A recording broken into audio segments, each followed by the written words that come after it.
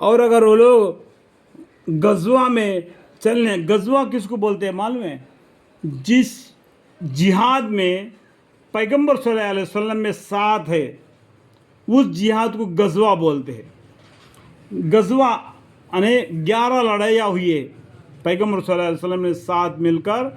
11 لڑائیاں ہوئی ہے، 11 جہاد ہوئے، جو بڑے جہادہ بولتے ہیں اس کو غزوہ بولتے ہیں ان کو، اور چھوٹے چھوٹے لڑائیاں تو صحابہ نے مٹا لیا، ٹھیک ہے۔ اور اگر وہ لوگ غزوہ میں چلنے کا ارادہ کرتے تو اس کا کچھ سامان تو درست کرتے، لیکن خیر ہوئی، اللہ تعالیٰ نے ان کے جانے کو پسند نہیں کیا، اس لیے ان کو توفیق نہیں دی، اور ان کو بحکم تو کو اور بحکم تو کو بحکم تو کوئی نہیں، یوں کہا دیا گیا کہ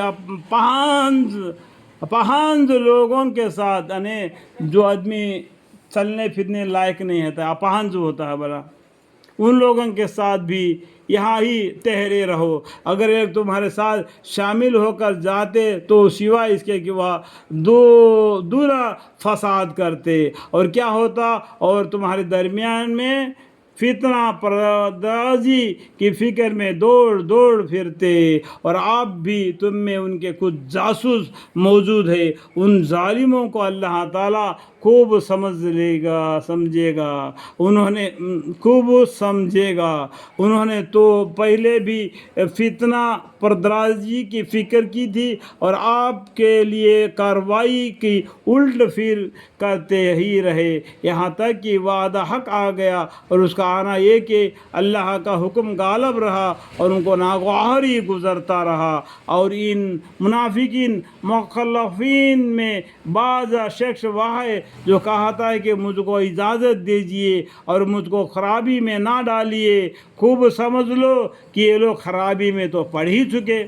یعنی جہاد میں نہ جانے کا اس طرح کی اجازت مانگ رہے، تو اللہ تعالیٰ بولتے ہیں یہ لوگ خرابی میں تو پڑ ہی چکے، اور ایک دوزخ آخرت میں ان کافروں کو گھیرے گی۔ اگر آپ کو کوئی اچھی حالت پیش آتی ہے تو ان کے لیے موجبی غم ہوتی ہے، اور اگر آپ کو کوئی حادثہ آ پڑتا ہے تو خوش ہو کر کہتے ہیں کہ ہم نے تو اس لیے پہلے سے اپنا احتیاط کا پہلا اختیار کر لیا تھا، اور وہاں خوشی ہوتے ہوئے واپس چلے جاتے ہیں۔ اللہ مغفری، آپ فرما دیجیے کہ ہم پر کوئی حادث نہیں پڑ سکتا مگر وہی جو اللہ نے ہمارے لیے مقدر فرمایا ہے، جو مقدر میں لکھا ہوا ہے وہی ہم کو ملے گا۔ وہ ہمارا مالک ہے، اللہ کون ہے؟ ہو مولانا، وہ اللہ تعالیٰ ہمارا مالک ہے، اور اللہ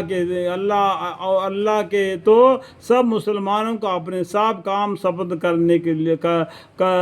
سپرد رکھنے چاہیے، یعنی مسلمانوں کو، اور اللہ کے تو سب مسلمانوں کو اپنے سب کام سپرد رکھنے چاہیے۔ آپ فرما دیجئے کہ تم تو ہمارے حق میں دو بہتریوں میں سے ایک بہتری کے منتظر رہتے ہو، اور ہم تمہارے حق میں سے اس کے منتظر رہا کرتے ہیں کہ خدا تعالیٰ تم پر کوئی عذاب واقع کرے گا، خواہ اپنی طرف سے دنیا آخرت میں یا ہمارے ہاتھوں سے، تو تم اپنے طور پر انتظار کر لو، اور ہم تمہارے ساتھ اپنے طور پر انتظار میں ہے۔ آپ فرما دیجئے کہ تم خواہ خوشی سے خرچہ کرو یا ناخوشی سے، تم سے کسی طرح خدا کے نزدیک مقبول نہیں، کیونکہ بلا شک تم عدل حکمی کرنے والے لوگ ہو،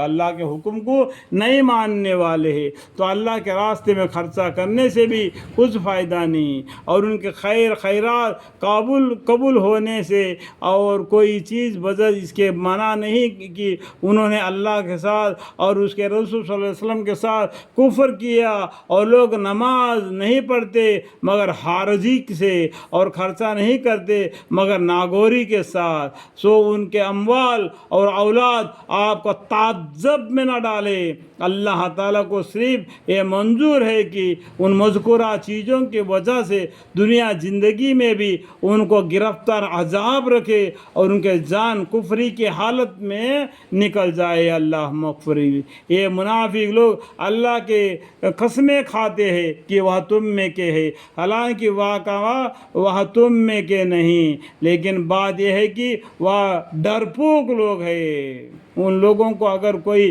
پناہ مل جاتی یا غار یا کوئی گھاس بیٹھنے کی جگہ مل جاتی تو یہ ضرور منہ اٹھا کر ادھر چل دیتے، یعنی جہاد میں تمہارا ساتھ نہیں دیتے۔ اس طریقے سے یہ اپنا بچاؤ کریں گے اور فتنہ فراز کریں گے، جہاد میں اظہار ایمان نہ کرتے۔ اور ان میں کے بعد وہ لوگ ہیں جو صدقہ تقسیم کرنے کے بارے میں آپ پر تان کرتے ہیں، سو اگر ان صدقات میں سے ان کو خواہش کے مافک ان کو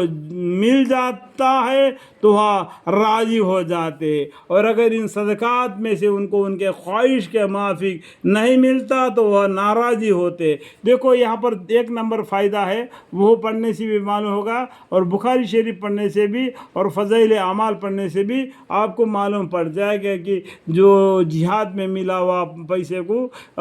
آپس میں بانٹنے کے بارے میں، ٹھیک ہے، اور ان کے لیے بہتر ہوتا اگر وہ لوگ اس پر راضی رہتے جو کچھ ان کو اللہ نے اور اس کے رسول صلی اللہ علیہ وسلم سے دیا تھا، اور یوں کہتے کہ ہم کو اللہ کافی ہے، آئندہ اور اللہ تعالیٰ اپنے فضل سے ہم کو اور دے گا اور اس کے رسول صلی اللہ علیہ وسلم دیں گے، ہم اول سے اللہ ہی کے طرف راغب ہے۔ صدقات تو صرف حق ہے غریبوں کا اور محتاجوں کا، اور جو کارخان اور صدقات پر متعین ہے اور جن کے دلجوئی کرنا منظور ہے، اور غلاموں کے گردن جھڑانے میں اور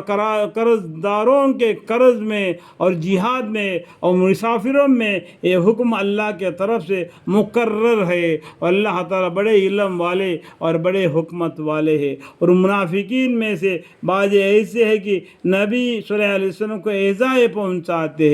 اور ان منافقین میں سے بعض ایسے ہیں کہ نبی صلی اللہ علیہ وسلم کو ایذائے پہنچاتے ہیں اور کہتے ہیں کہ آپ ہر بات کا آن دے کر سن لیتے ہیں۔ آپ فرما دیجئے کہ وہ نبی صلی اللہ علیہ وسلم کان دے کر تو وہی بات سنتے جو تمہارے حق میں خیر ہی خیر ہے، کہ وہ اللہ پر ایمان لاتے ہیں اور مومن کا یقین کرتے ہیں، اور آپ ان لوگوں کے حال پر مہربان فرماتے ہیں، اور جو تم میں ایمان کا اظہار کرتے ہیں، اور جو لوگ رسول صلی اللہ علیہ وسلم کو ایذائے پہنچاتے ہیں ان کے لیے دردناک سزا ہوگی۔ یہ لوگ تمہارے سامنے اللہ کی جھوٹی قسمیں کھاتے ہیں، یہ لوگ تمہارے سامنے اللہ کی جھوٹی قسمیں کھاتے